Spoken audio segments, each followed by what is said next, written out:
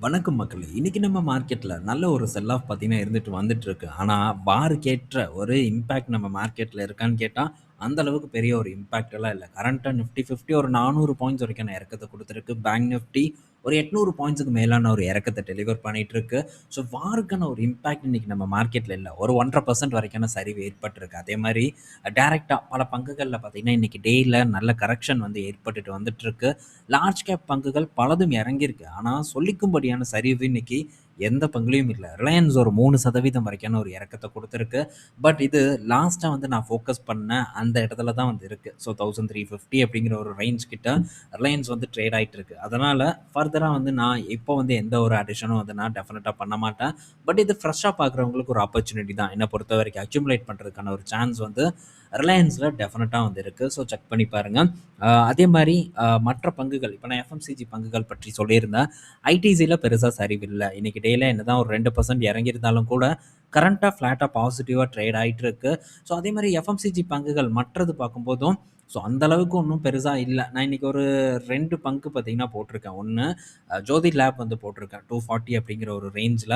ஆனா 240 எக்ஸிக்யூட் ஆகல. அப்படியே தான் வந்து இருக்கு. மற்றபடி கோல்கேட்ல வந்து பெருசா எந்த ஒரு ஒரு மாற்றமும் வந்து ஏற்படல. ஸோ கோல்கேட் பார்க்கும்போது கூட என்ன நடந்துட்டு இருக்குன்னா, இன்னைக்கு டேல ஒரு 1,15% 1.5% வரைக்கான ஒரு இறக்கம் தான் ஏற்பட்டிருக்கு. ஸோ இது ஜோதி லேப் கரண்ட் ஸ்டேஜ்ல இருக்கக்கூடிய பெர்ஃபார்மன்ஸ். பட் இதெல்லாம் என்னைக்கு ஒரு நல்ல ஒரு பெர்ஃபார்மன்ஸ குடுக்கும் அப்டின்ட்டு தெர்ல. ஆனா என்ன பொறுத்தவரைக்கி இந்த செக்டார் மேல ஒரு நம்பிக்கை இருக்கு. அதனால இந்த பங்குகள பார்த்தீங்கன்னா, நான் ஃபோக்கஸ் பண்ணலாம் அப்டிங்கிற ஒரு முடிவுல இருக்கேன். ஆர்டர் எக்ஸிக்யூட் ஆகுதான்னு வெயிட் பண்ணி பார்ப்போம்.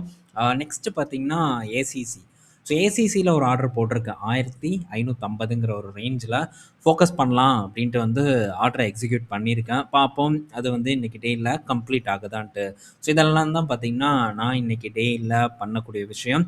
பட் இன்னைக்கு ரொம்ப வந்து முந்தி அடிச்சுட்டு போய் மார்க்கெட்ல விழணுமான்னு கேட்டா, முந்தி அடிச்சுட்டு போய் விழுவதற்கான ஒரு அவசியமெல்லாம் நம்ம மார்க்கெட்ல ஏற்படல. ஸோ ஸ்லோவா, பொறுமையா வந்து மார்க்கெட்ல பயணம் பண்றதுக்கே நம்ம ட்ரை பண்ணலாம். ஏன்னா ரொம்ப அட்ராக்டிவா மாறல. இதுக்கு முன்னாடி வந்த சில லோவஸ்ட் லெவலுக்கு தான் இன்னைக்கும் மார்க்கெட் வந்திருக்கு. அத புரிஞ்சுட்டு ஆல்ரெடி நம்ம கையில இருந்தது இந்த மாரியான பங்குகள். இந்தந்த இடத்துல நம்ம இதுக்கு முன்னாடி வாங்கியிருக்கோம்னா, திரும்ப போய் நம்ம அந்த இடத்துல போய் அதே ரேட்டுக்கு வாங்கணுங்கிற அவசியம் இல்ல. ஸோ ஃபர்தரா ஒரு டிப் நடந்தா, அப்போ வந்து நம்ம பண்றதுக்கு ட்ரை பண்ணலாம். ஏன்னா, கையில இருக்கக்கூடிய ரிசர்வ்ஸ் வந்து ரொம்பவே வந்து முக்கியம். இதெல்லாம் வந்து நம்ம டக்கு டக்குன்னு கொண்டு போய் பணத்த வந்து போட்டுட்டே இருந்தோம்னா, ஸோ திரும்ப நமக்கு பெட்டர் ஆப்பர்ச்சுனிட்டீஸ் வரும்போது, நம்ம அந்த ஆப்பர்ச்சுனிட்டீஸ கேப்சர் பண்ண முடியாத ஒரு சூழ்நிலை ஏற்படுவதற்கான வாய்ப்பு அதிகமா வந்து இருக்கு. நண்பர்கள் புரிஞ்சுக்குவீங்கன்னு நான் நெனைக்கிறேன்.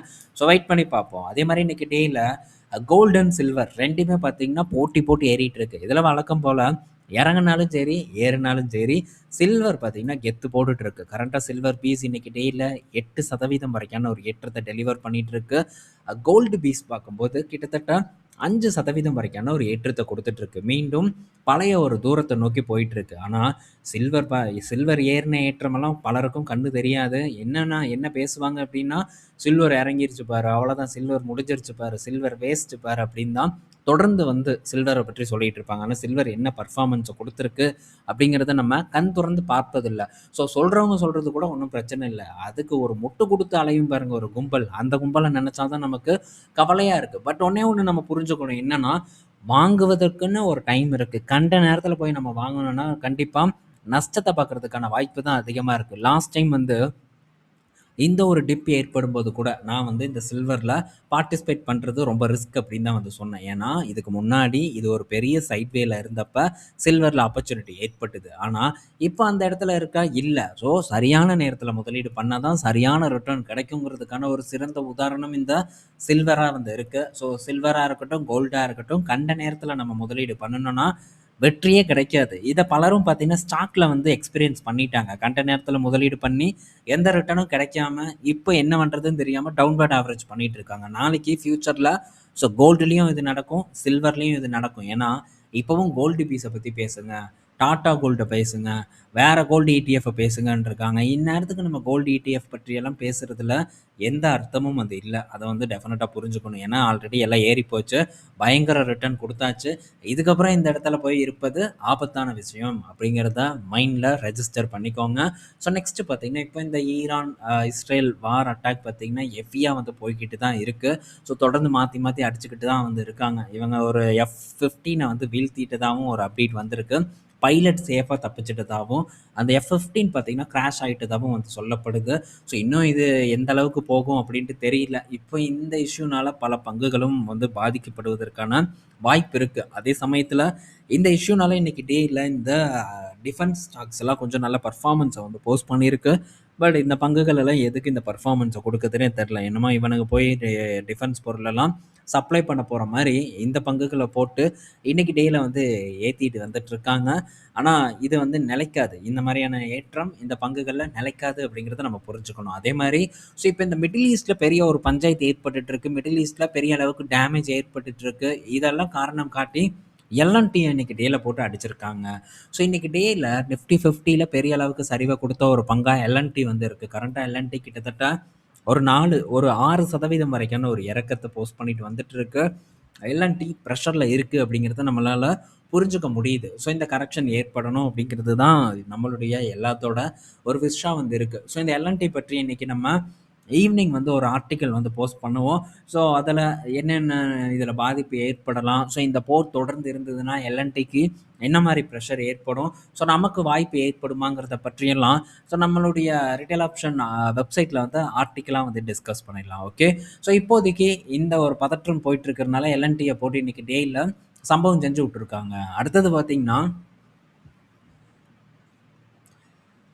டிக்ஸான் டெக் பார்த்தீங்கன்னா, இங்கேருந்து ஒரு நல்ல ஏற்றத்த குடுக்கும். 40% வரைக்கும் இந்த பங்கு கரெக்ட்டா இருக்கு. இங்கேருந்து நல்லா ஏறும் அப்படின்ட்டு இந்த ஜேபி மார்கன் பார்த்தீங்கன்னா தெரியப்படுத்தியிருக்காரு. இந்த டிக்ஸான் இதெல்லாம் பார்த்தீங்கன்னா, நமக்கு இப்போதைக்கெல்லாம் வேலைக்கே ஆகாது. பட் நல்ல ஸ்டாக் தான். அதில எந்த மாற்று கருத்தும் இல்ல. இருந்தாலும் இந்த மாரியான ஓவர் வேல்யூட் பங்குகள் பின்னாடி நம்ம போவது ரொம்பவே வந்து ஆபத்து. நல்ல ஒரு ஏற்றத்த குடுத்துட்டு இருந்த ஒரு பங்கு தான். இப்ப பார்த்தீங்கன்னா, கரெக்ஷனுக்கு போயிருக்கு.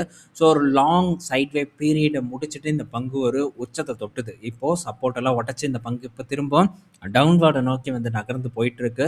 மேபி இதெல்லாம் ஒரு 6000க்கு கீழ போனா தான் நம்ம இதில வந்து திங்க் பண்றதுக்கான ஒரு அர்த்தமே வந்து இருக்கும். அதனால இப்போதைக்கு எந்த ஒரு சான்ஸும் இல்ல. ஜஸ்ட் வந்து நம்ம கடந்து போவோம். அடுத்தது மகேந்திரா கிட்ட இருந்து ஒரு அப்டேட் வந்திருக்கு. மகேந்திரா வந்து அவங்க புது XUV 9e ஒரு எடிஷன் வந்து லான்ச் பண்ணியிருக்காங்க.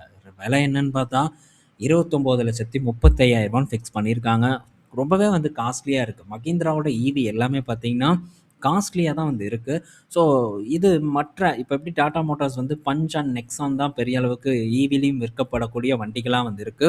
அது கூட கம்பேர் பண்ணும்போது ஹைலி ப்ராஃபிட்டபிளா இயங்கக்கூடியது தான். பட் ரொம்பவே விலை அதிகமா வந்து வச்சு வித்துட்டு இருக்காங்க அப்படிங்கிறதுல மாற்று கருத்து இல்ல.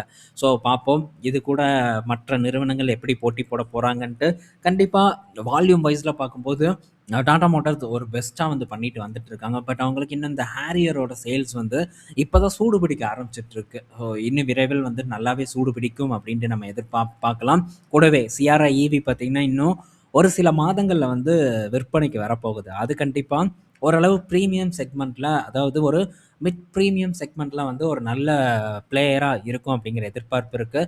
வெயிட் பண்ணி பார்ப்போம் என்ன நடக்குதுன்ட்டு.